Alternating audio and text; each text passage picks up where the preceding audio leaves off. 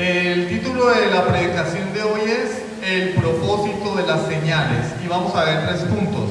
Punto número 1, las señales acreditan al mensajero. Punto número 2, en forma de pregunta, vigentes hoy en día, las señales están vigentes hoy en día. Y en tercer y último lugar, la suficiencia de la palabra. Vamos al primer punto. Las señales acreditan al mensajero. Los discípulos tenían que anunciar a un Salvador muerto. ¿Cómo es posible eso? En un mundo en el que los dioses eran casi todopoderosos. En el mundo en el que los dioses daban un despliegue de su poder.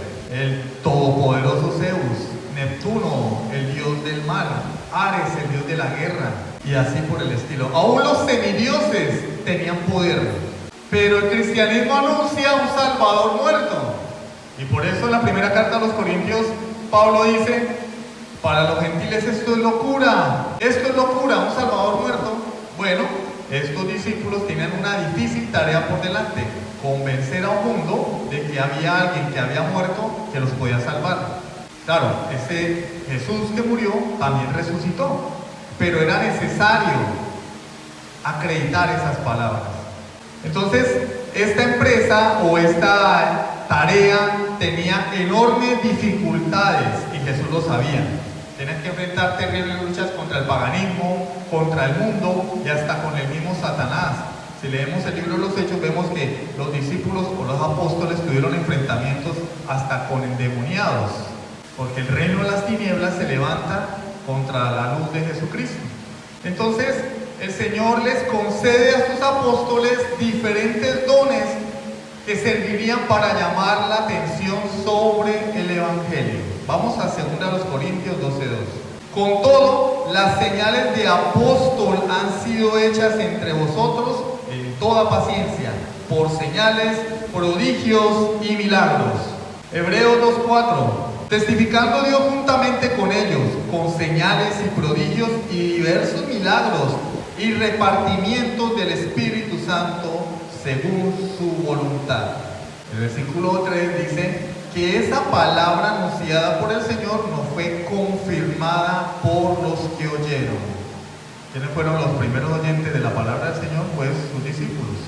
Y fue confirmada como a través de diversos milagros, repartimientos del Espíritu según su voluntad, señales, prodigios, dones. Al mismo tiempo, estas señales servían para evidenciar la resurrección de Jesús.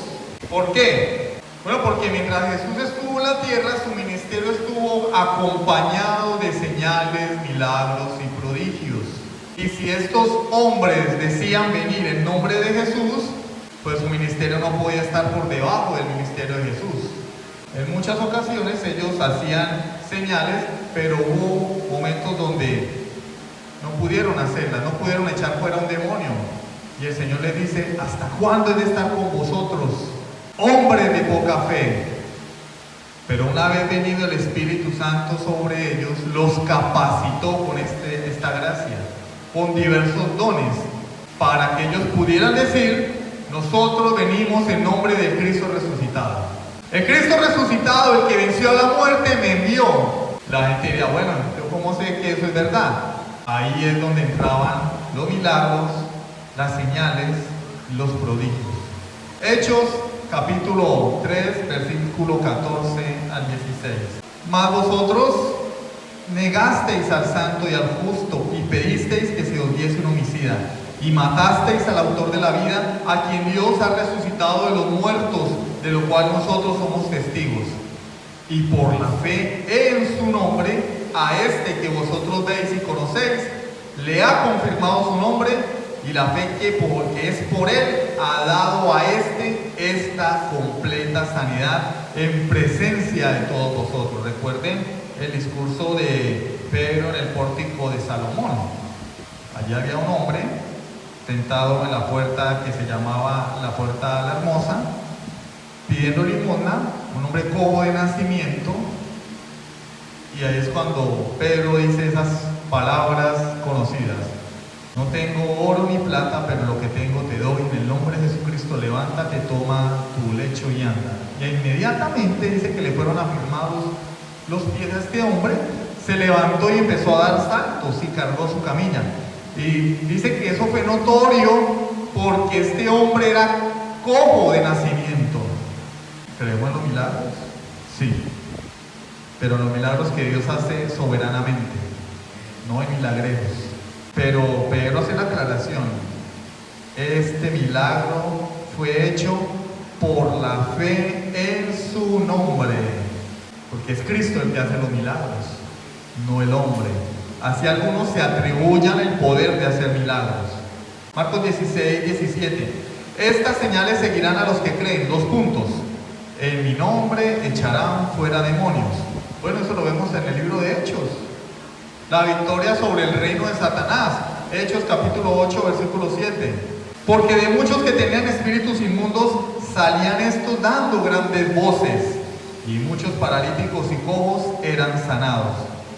Allí se cumplió la palabra: en mi nombre echarán fuera demonios. Efectivamente, ellos salieron a predicar y echaban fuera demonios. Hechos 16, 18. Y esto lo hacía por muchos días, mas desagradando a Pablo, este se volvió y dijo al espíritu: te mando en el nombre de Jesucristo que salgas de ella. Y salió en aquella misma hora, igualitico que Jesús. Cuando Jesús reprendió el demonio ¡zas!, se iba. Pablo no le dijo: no, bueno, pues tienes que venir al retiro que vamos a hacer en tal finca y te va a costar tanto, pero después necesitas una segunda sesión y te va a costar tanto, ¿no? Inmediatamente. Es más, la muchacha ni siquiera quería ser libre.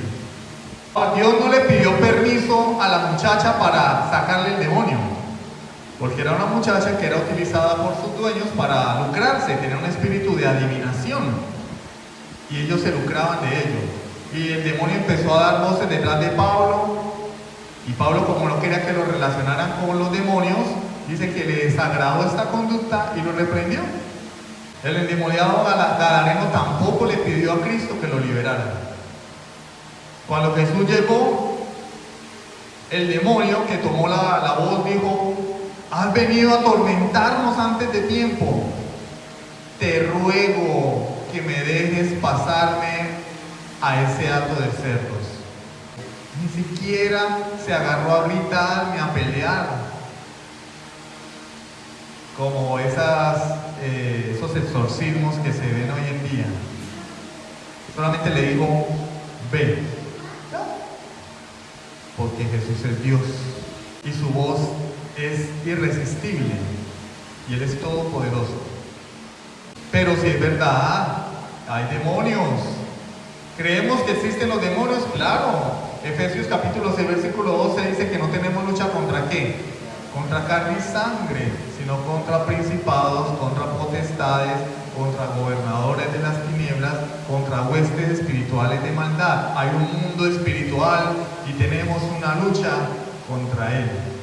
Y por eso Jesucristo equipó a sus apóstoles para esta labor.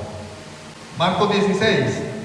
Echarán fuera demonios. Hablarán nuevas lenguas. Hablarán nuevas lenguas. Acá cuando dice nuevas lenguas no quiere decir que ellos iban a hablar un idioma que no existía. No, para ellos eran nuevas porque ellos solamente hablaban arameo. De pronto algunos hablarían hebreo, que era más antiguo, pero ellos hablaban en arameo. Entonces, si yo no sé hablar francés, cuando yo aprenda a hablar francés estaré hablando una nueva lengua. Y aquí la palabra lengua es la palabra glosa, que significa idioma. En otras traducciones aparece la palabra idioma. Entonces no hay que darle tanta vuelta al asunto. El Señor les dijo: ustedes, si miran a Open English, van a hablar otro idioma, otros idiomas, sin Open English. No es esa jerga ininteligible, balbuceo que nadie entiende, no. Habla de un idioma. ¿Y dónde vemos eso? Hechos capítulo 2, versículo del 4 al 11. Dice el versículo 4 que fueron llenos del Espíritu Santo y comenzaron a hablar en otros idiomas, según el Espíritu les daba que hablasen. El versículo 7 dice que la gente estaba atónita y maravillada. mirad, ¿no son galileos todos estos que hablan? ¿Cómo pues les oímos nosotros hablar cada uno en nuestra lengua en la que hemos nacido? Eran los judíos que habían sido dispersados, venían de otros lugares, pero los judíos, como buenos religiosos, venían a celebrar sus fiestas. Partos, medos, elamitas, los que habitamos en Mesopotamia, en Judea, en Capadocia, en el Ponto y en Asia, en Frigia, Panfilia, en Egipto y en las regiones de África más allá de Cirene, y romanos aquí residentes, tanto judíos como prosélitos, cretenses y árabes. Les oímos hablar en nuestro idioma las maravillas de Dios. Hubo una capacitación especial de Dios para los apóstoles porque era necesario que el mundo conociera el Evangelio. Pero ahora imagínense, para uno aprender a hablar todas estas lenguas, todos estos idiomas, ¿cuánto tiempo se necesitaría? No, había que aprovechar el momento, esa explosión del Espíritu Santo allí en Pentecostés, aprovechar que allí estaban los judíos de la dispersión, y esos judíos, cuando retornaran a sus lugares de origen, iban a llevar el Evangelio. En ese contexto era necesario. Continuemos. Marcos 16. Tomarán en las manos serpientes, y si bebieren cosa mortífera, no les hará daño.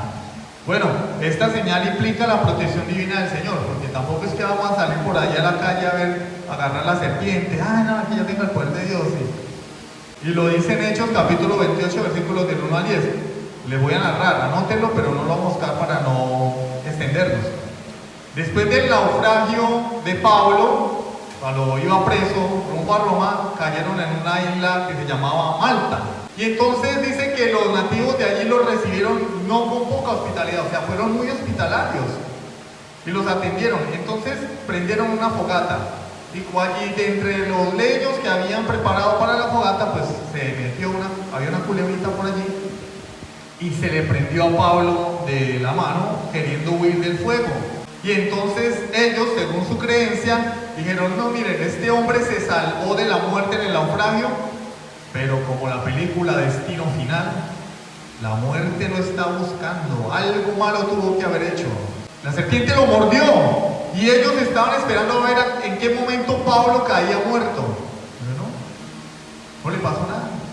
Pero Pablo no andaba buscando serpientes como algunos fanáticos que empiezan a querer probar el poder de Dios. No, fue algo que sucedió sin que Pablo lo tuviera presente, un peligro al que estamos todos expuestos, y Dios lo guardó, soberanamente Dios lo guardó, porque después no lo guardó de la guillotina, no lo mató la serpiente, pero lo mató la guillotina, murió decapitado.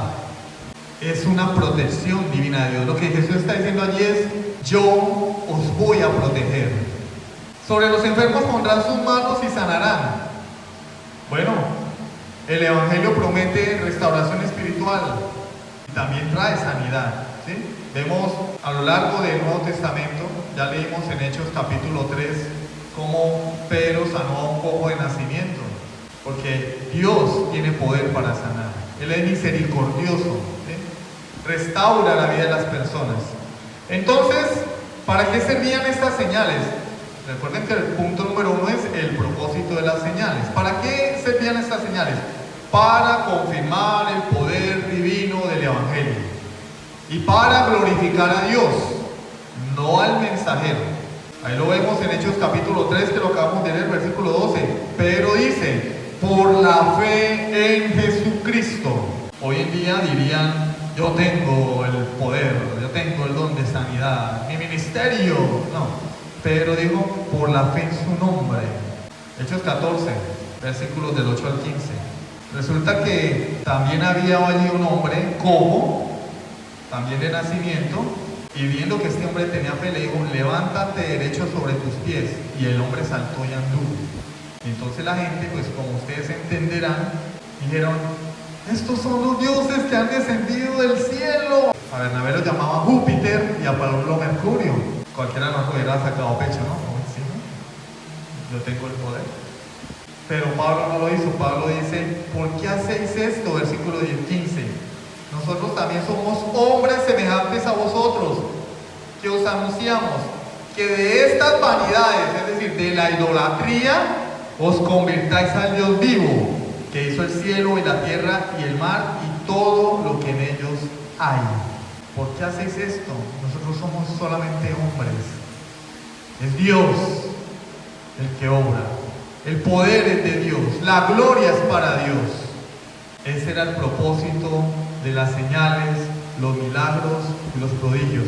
Confirmar la palabra predicada y que el nombre de Dios fuera exaltado. Nuestro segundo punto, vigentes hoy en día. Muchas personas dicen, bueno, acá dice, estas señales seguirán a los que creen. Yo creo en Cristo, por lo tanto, pues yo también tengo el poder de hacer estas señales. Y la respuesta no es fácil, porque aún dentro de la misma iglesia reformada hay debate. Hay un sector que se llama cesacionista y hay un sector que se llama continuista. Nosotros somos cesacionistas. Volvemos a lo mismo. ¿Por qué eran necesarias estas señales? Por el momento histórico. Nadie conocía en medio de los gentiles el Evangelio. Se le iba a hablar a un pueblo que no temía a Dios. La diferencia con nosotros es que nosotros fuimos criados en el cristianismo, pero estas personas no tenían ni idea de quién era Jehová, no tenían ni idea de quién era Jesucristo, y a esas personas había que ir a predicarles. Y por eso Jesús los dotó. Y enseguida tenían que decirle a esas personas, romanos, persas, griegos, que ese Salvador había muerto y había resucitado. ¿Cómo les iban a creer? ¿Solo por la palabra? No. Dios los capacita con dones y señales milagrosas. Pero este era un momento transitorio. Luego las circunstancias cambiaron, porque el mundo conocido, toda Europa, el norte de África y parte de Asia, fue lleno del Evangelio. Entonces las circunstancias cambiaron. Al principio no fue fácil, era necesario acreditar la palabra, pero después la historia cambió. Nosotros somos una muestra de ello. ¿Cuántos de los acá presentes se convirtieron a Cristo porque vieron un milagro? No, miren que yo no creía en Jesús y vi resucitar un muerto y me convertí a Cristo. ¿No? ¿Cómo fuimos nosotros convertidos? A través de la palabra de Dios. Entonces las circunstancias cambiaron con el tiempo. Pero pues hay personas que afirman que es necesario que en la iglesia hoy se presenten este tipo de, este despliegue de poder. Y algunos, sin saberlo, pertenecen al continuismo. ¿Qué es el continuismo? Bueno, la creencia de que en la iglesia aún hoy están vigentes los dones milagrosos. Los dones milagrosos, ¿no? Porque hay multitud de dones, hay más de 20 dones del Espíritu Santo en el Nuevo Testamento, escritos en Romanos, Corintios, Efesios, muchos dones. Pero, ¿cuáles son los dones en los que se hace énfasis? Los dones milagrosos. ¿Y cuáles son esos dones? El hablar en lenguas, interpretación de lenguas, sanidades, milagros y el oficio de la profecía, el oficio del profeta. Todo eso es milagroso, ¿cierto? Pero definamos el significado de la palabra milagroso. ¿Qué significa milagroso? Milagroso, por definición, es un evento que no es cotidiano, algo extraordinario, algo sorprendente. Entonces ya por ahí ya hay una pequeña contradicción. Porque si ese tipo de dones deben estar presentes en la iglesia indiscutiblemente en nuestros días, pues ya no son milagrosos, son cotidianos. Dios opera en las cosas normales y cotidianas, ¿o no? En este momento Dios no está operando, sosteniendo el universo, sosteniendo nuestras vidas, haciendo que el sol salga. Dios opera más en lo normal y cotidiano que en lo milagroso y extraordinario. Pero algunas personas solamente quieren ver a Dios operando en lo milagroso y extraordinario, y no les es suficiente ver a Dios manifestarse en el ciclo de la vida de forma normal. ¿No es un milagro que hubiéramos amanecido hoy? ¿O cuántos de ustedes le dieron cuerda al reloj de la vida anoche antes de acostarse? No espere que, si no le doy cuerda, mañana amanezco muerto. ¿No? Nos acostamos a veces hasta sin orar ni leer la Biblia. Cuando estamos en la cama y nos levantamos, ¿quién sostiene nuestras vidas? Dios. ¿Quién hace que el sol salga? Dios. Daniel 4:32. Es el Dios altísimo que tiene dominio en el reino de los hombres. Dios no necesita aparecer para mostrarnos que Él gobierna la creación. No, Él la gobierna. Dice Isaías 40:15 que la nación le suena a Dios como la gota de agua que cae del cubo y hace desaparecer las islas como polvo. Para Él, cualitativamente hablando, el mundo es nada. Salmo 75:7. Él es el juez que a algunos humilla y a otros los enaltece. Génesis 8:22. Mientras la tierra permanezca, no cesará la sementera y la siega, el frío y el calor, el verano y el invierno y el día y la noche. Pregunto yo, cuando sembramos una semilla, ¿quién es el que hace que esa semilla germine? Y vemos en los documentales, ¿no? De Discovery Channel, el milagro de la vida. Pues sí, es un milagro, porque a esa semilla no le puede poner gasolina para que trabaje sola. Uno siembra, pone un frijol en un algodón untado de agua y cuando nos damos cuenta le sale una raicita al frijol y después le sale un tallito con una hojita. ¿Y quién hace eso? Dios. Hechos 14:17. Si bien no se dejó a sí mismo sin testimonio, haciendo bien, dándonos lluvias del cielo y tiempos fructíferos, llenando de sustento y de alegría nuestros corazones. Nosotros salimos a trabajar sin saber cómo nos va a ir ese día, pero lo seguro es que ese día va a haber desayuno, almuerzo y comida, o si no, 2 comidas. Pero Dios nos provee. Y a veces hay situaciones duras y la persona dice, bueno, ¿qué voy a hacer? No tengo para hoy. De alguna forma llega. ¿Quién lo hace? Ah, no, pero no vemos lo milagroso allí, no vemos lo sobrenatural allí. Ah, no, sí. Un hermano me trajo un mercado. No, mire, me conseguí este trabajito y ahí resolví lo del día. La empresa estaba ya en la quiebra, pero llegó un cliente y...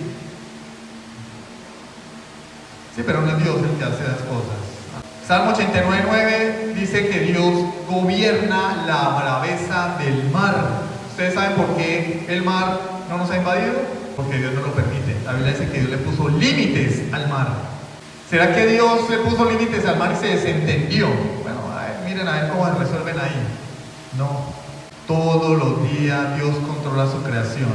Y cuando el mar se sale o los ríos se desvían de su cauce, es porque Dios lo permite. Mateo 6:26-30. Mirad las aves del cielo que no siembran ni ciegan ni recogen en graneros y vuestro Padre Celestial las alimenta. ¿No valéis vosotros mucho más que ellas? Y no vemos a las aves pidiendo milagros. Señor, muéstrame un milagro. No, todos los días ya salen a volar y consiguen comida. Así sea en la mitad de la calle. Y dice, ¿no valéis vosotros mucho más? Daniel 5:23. Sino que contra el Señor del cielo te has ensoberbecido e hiciste traer delante de ti los vasos de su casa, y tú y tus grandes, tus mujeres y tus concubinas, bebiste vino en ellos. Además de esto, diste alabanza a dioses de plata y oro, de bronce, de hierro, de madera y de piedra, que ni ven ni oyen ni saben, y al Dios en cuya mano está tu vida y cuyos son todos tus caminos, nunca honraste. Allí está Daniel reprendiendo a Belsasar, el rey de Babilonia, porque había profanado los utensilios del templo, que habían traído del templo de Dios. Y les dice, tu vida está en manos de Dios y nunca le has honrado. Entonces, que los milagros sean parte integral de nuestra vida, como lo fueron del ministerio de Jesús y de los apóstoles, pues esa posición no puede ser sostenida por aquellos que derivan la doctrina de los milagros de las Escrituras. Porque aunque la Biblia contiene cierto número de milagros, Los que han leído la Biblia se pueden dar cuenta que la Biblia no es un libro de milagros, no lo es. Hay episodios específicos en la Biblia donde se relatan milagros, pero no es un libro que de Génesis hasta Apocalipsis de lo único que hable sea de milagros. No, nada más alejado de la verdad. Hay grandes excepciones de la Biblia que no registran ningún milagro. Por ejemplo, en Juan capítulo 10, versículo 41, nos dice que el más grande de los profetas nunca hizo un milagro. Juan 10, 41. Y muchos venían a él y decían: Juan, a la verdad, ninguna señal hizo. Pero todo lo que Juan dijo de este era verdad.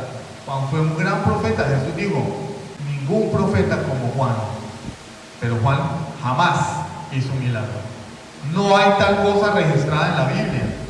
Que Juan sanara enfermos, echara fuera demonios, resucitara muertos, pusiera a andar a los cojos, le diera vista a los ciegos, ¿no? Eso no lo vamos a encontrar en la Biblia. Pero Jesús se refirió a Juan como el mayor, el más grande de los profetas. Y su ministerio se caracterizó ¿por qué? Por el llamado al arrepentimiento. No fue por milagros. Entonces, cuando tratamos de ubicar los milagros en la Biblia, vemos que se agrupan en constelaciones. Se agrupan como las constelaciones en el cielo. No están dispersos a lo largo de toda la Biblia. Lo podemos ver en 4 grupos. Primero, alrededor de Moisés. Vemos que en el ministerio de Moisés se manifestó el poder de Dios, milagros, señales y prodigios. Desde el momento en que Dios lo llama, su báculo se transformó en serpiente, su mano se volvió leprosa, luego volvió a ser nuevamente restaurada, las 10 plagas de Egipto, el mar que se abrió en 2, en el desierto el agua que brotaba de la roca, el maná, las codornices que descendían del cielo, la columna de fuego, la columna de nube. Cómo el ejército de Israel prevalecía sobre sus enemigos cuando Moisés sostenía su mano en alto, pero cuando la mano de Moisés caía, el ejército de Israel perdía, y por eso le ayudaron a sostener sus manos, porque él se cansaba. Vemos allí un ministerio de portentos, de señales. Después de eso, nada. Ni en el tiempo de Josué, ni en el tiempo de los jueces, ni en el tiempo de los reyes. ¿Cuántos milagros hizo Samuel el profeta, el juez?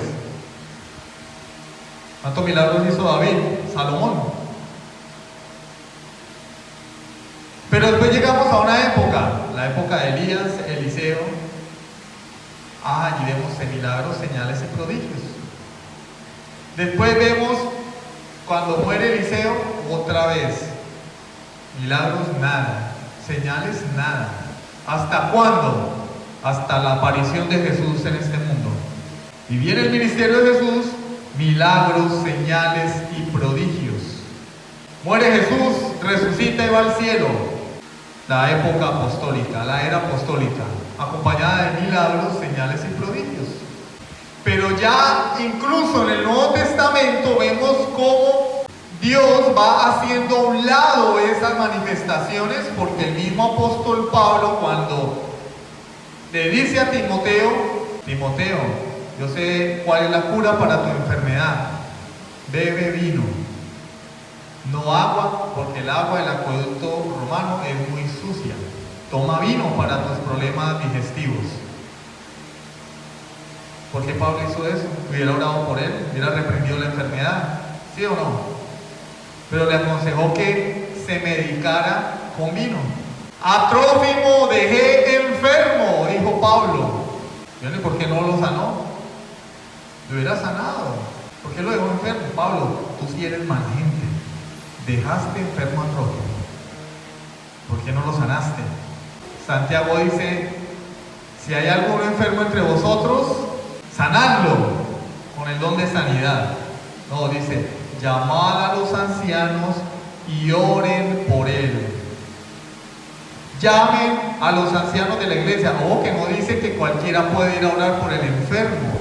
Llamen a los ancianos de la iglesia, llamen a los líderes de la iglesia, y los líderes de la iglesia orarán por él. y la oración de fe sanará al enfermo, y si tuviere pecados le serán perdonados. No dice oren ustedes por él, tengan fe, declaren que tienen el don de sanidad. No, llamen a los ancianos de la iglesia, llamen al pastor, llamen a los diáconos, llamen a los obispos, y ellos oren por el enfermo. Ya comenzamos a ver en el Nuevo Testamento que esos dones, esas señales comenzaban a perder peso con el transcurrir del tiempo, porque tenían un propósito. Y como leímos en 2 Corintios 12:12 al comenzar, Pablo habla de esos milagros como señales de un verdadero apóstol. La Biblia nos dice en el libro de Hechos que cuando cayó el Espíritu Santo, todos los 120 que estaban en el aposento alto salieron en carrera a hacer milagros. Sí dice que predicaron el Evangelio en otros idiomas, pero no que salieron a hacer milagros. Solamente limita estas acciones milagrosas a los apóstoles y a dos personas sobre las cuales los apóstoles impusieron sus manos, que fueron Felipe y Esteban. No relata más acciones milagrosas. Los apóstoles, Felipe y Esteban. Les doy los textos. Hechos 6, 8, 8, 6. Allí encontramos como tanto Felipe como Esteban llevaban a cabo milagros portentosos, pero no hay más evidencia en la Biblia. Eso nos lleva a nuestro tercer y último punto. ¿Es la palabra de Dios suficiente? La suficiencia de la palabra. Pregunta: ¿qué es lo que le prueba a los hombres que la Biblia es la palabra de Dios? ¿Qué es lo que certifica la veracidad del Evangelio? ¿Necesitamos milagros, señales hoy para validar el mensaje de Dios? ¿Necesitamos expertos en los dones? ¿Necesitamos evidencias de que Dios está entre nosotros, visibles, físicas? La Biblia asevera de sí misma que ella es suficiente. Jeremías 23, 28. El profeta que tuviera un sueño, cuente el sueño, y aquel a quien fuere mi palabra, cuente mi palabra verdadera. ¿Qué tiene que ver la paja con el trigo? Dice Jehová. Y aquí está el Señor. Desde los tiempos antiguos ya estaba hablando de esas falsas profecías, de esas falsas visiones. Y allí hay una alegoría. ¿Qué tiene que ver la paja con el trigo? El trigo hace referencia a la palabra de Dios, y aquellas visiones mentirosas, paja. No es mi palabra como fuego, dice Jehová, y como martillo que quebranta la piedra. Por tanto, he aquí que yo estoy contra los profetas, dice Jehová, que hurtan mis palabras cada uno de su más cercano. Dice Jehová, he aquí que yo estoy contra los profetas que endulzan sus lenguas y dicen, él ha dicho. He aquí, dice Jehová, yo estoy contra los que profetizan sueños mentirosos y los cuentan y hacen errar a mi pueblo con sus mentiras y con sus lisonjas. Y yo no los envié ni les mandé, y ningún provecho hicieron a este pueblo, dice Jehová. ¿Queremos la palabra de Dios o queremos los sueños, las visiones, que se caracterizan por ser lisonjeros? ¿Qué es una lisonja? Para que lo entiendan todos, la monería. Tú eres el hombre que Dios necesita. Descubre el campeón que hay en ti. El Señor me está diciendo que tiene un propósito grande contigo. Claro, pues así es que no se le crece, sobre todo cuando la persona tiene plata, ¿no?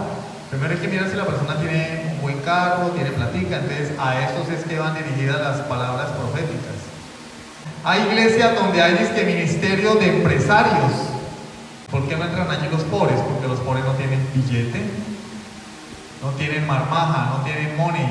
Y lo que le interesa a esos líderes, ¿qué es? La money, la marmaja, la pasta, la lana. Y el pobre que barra por allá, que sirva ahí en la puerta, ayude a parquear los carros. No, el ministerio empresario sí. Y a esos son los que van a visitar los disque siervos de Dios. Cuando la persona está arruinada, mire, cuando mi suegro tenía la fábrica, eso iban allá el pastor, iba todo el mundo allá a orar y hacían el grupito allá y le decían a mi suegro, no, mire, aquí tienen que diezmar, enséñenle a los empleados a diezmar porque así ellos van a recibir la bendición de Dios. Y entonces los empleados diezmaban, claro, pues el diezmo del dueño, el diezmo de los empleados. Pero cuando mi suegro quebró y así te vi, no me acuerdo. Claro, pues ¿quién va a ir a recoger el diezmo de una persona que está en quiebra? Literal, si te vi, no me acuerdo. Nunca más volvieron por allá. Y ahí hay que dar todas sus profecías de no cierre la fábrica, todo va a estar bien. El Señor te dice, vienen tiempos, este es el año de la estabilidad y el progreso y bla, bla, bla, bla, bla. ¿Qué pasó? ¿Ah? 20 años escuchando la misma mentira, 22 años. Yo llevo escuchando la mentira 22 años. Visiones mentirosas. Y dice, yo estoy contra los profetas que endulzan sus lenguas. Hacen errar a mi pueblo con sus mentiras y con sus lisonjas. Y yo no los envié ni les mandé. Ahí está claro. Lo dice la palabra de Dios, lo dice la Biblia. Anoten el texto para que lo lean. Después no digan que es que el hermano Boris se lo inventó. Ahí está claro en la palabra de Dios. Juan 6:63. El Espíritu es el que da vida, la carne para nada aprovecha. Las palabras que yo os he hablado son espíritu y son vida. ¿En dónde está la vida? En la palabra de Dios, en las palabras de Jesucristo, porque ellas son vida. Tienen el poder de traer los muertos a la vida. Tienen el poder de vencer el pecado. La Biblia es suficiente. Hebreos 4, 12 y 13. Hebreos 4, 12 y 13 dice, porque la palabra de Dios es viva y eficaz y más cortante que toda espada de dos filos, que te penetra hasta partir el alma y el espíritu, las coyunturas y los tuétanos, que disciernen los pensamientos y las intenciones del corazón. Y no hay ninguna cosa que no sea manifiesta en su presencia. Antes bien, todas las cosas están desnudas y abiertas a los ojos de aquel a quien tenemos que dar cuenta. La palabra de Dios desnuda. Cuando una persona es expuesta a la palabra de Dios y ella obra eficazmente, esta persona se da cuenta de su pecado y punto. Cuando Dios quiere, le muestra su pecado y lo atrae a Jesucristo. No hay otro medio, la Biblia es suficiente. La Biblia es la única que nos puede dar esa fe salvadora. ¿Acaso no dice la Biblia en Romanos 10, 17? Porque la fe viene por el oír y el oír por la palabra de Dios. ¿Cómo pueden los muertos venir a la vida espiritual? ¿Viendo señales? No. Bien, oyendo la palabra de Dios. El mismo Marcos 16 que estamos estudiando. Ir y predicad el evangelio a toda criatura. El que creyere será salvo. Y Marcos nos añade un elemento, pero que vamos a ver en una próxima ocasión. Allí en Marcos capítulo 16, versículo 20. Y ellos saliendo, o sea, después de que el Señor asciende a los cielos, ellos saliendo predicaron en todas partes, ayudándoles el Señor y confirmando la palabra con las señales que las seguían. ¿Qué hacían ellos? Predicar. Y era Dios el que confirmaba la palabra que ellos predicaban con las señales que seguían a la palabra. Debe haber predicación del evangelio, es lo primordial. Lo primordial no son las señales extraordinarias. Toda congregación, iglesia, denominación o secta que se centre en lo milagroso, en lo sobrenatural, en lo místico y haga a un lado el evangelio, no es de Dios. Cultos donde el único punto central es el ungido y su ministerio de milagros. Y no se predica la palabra. Noches de gloria, pero sin palabra de Dios. Y milagros de los que nunca hay certificación, solamente lo que ellos dicen. Y tenemos que creer porque ellos lo dicen. Digo que no estoy hablando de la postura continuista de la iglesia reformada, estoy hablando del abuso del movimiento carismático. Casi toda mi vida estuve en iglesias carismáticas. Yo nunca vi los milagros. Vi que afirmaban la existencia de milagros, culto de sanidad y milagros, y el lugar se abarrota cuando hay ese tipo de actividades. Pero la gente entra enferma y sale enferma. Algo anda mal, algo huele mal allí. Y cuando vuelve a haber culto de sanidad y milagros, las mismas personas que fueron al primer culto vuelven al segundo en busca de su milagro. Entonces, ¿dónde están las sanidades y milagros? No, pero hay que tener fe. Bueno, pero es que yo en la Biblia veo que para que hubiese milagro ni siquiera había que tener fe. El Señor llegaba y hacía milagros. Algunos milagros requirieron la fe de la persona, porque Jesús quería tratar de forma especial con estas personas, pero otros no. El milagro de la resurrección de Lázaro no requirió fe de Lázaro, ni siquiera de Marta y de María, porque cuando Jesús le pregunta, ¿crees en la resurrección? Y ella dijo, sí, yo sé que resucitaremos en el día postrero. Pero Jesús le está hablando de eso. Él dijo, yo soy la resurrección y la vida. Y acto seguido resucita a Lázaro. ¿Lázaro creyó? No, porque estaba muerto. María y Marta creyeron que Jesús lo resucitar, no, porque incluso Marta dijo, Señor, hiede ya, porque lleva 4 días, ya huele a feo.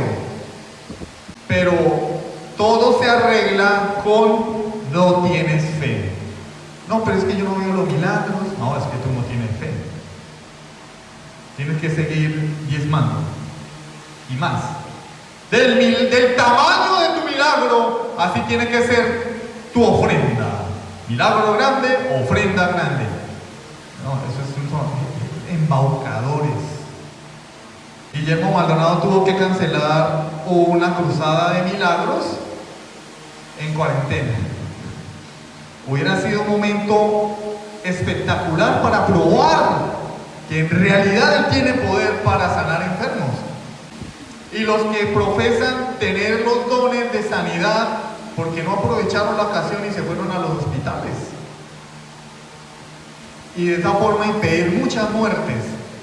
Y de esa forma salvar la vida de muchos médicos y enfermeras que murieron intentando salvar a los enfermos.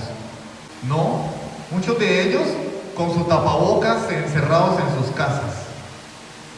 Y ahí es donde yo pregunto, ¿dónde están los milagros y las sanidades? ¿Dónde? Sentido común. Solamente hay que ponerle sentido común. Nos daremos cuenta que es un movimiento falso.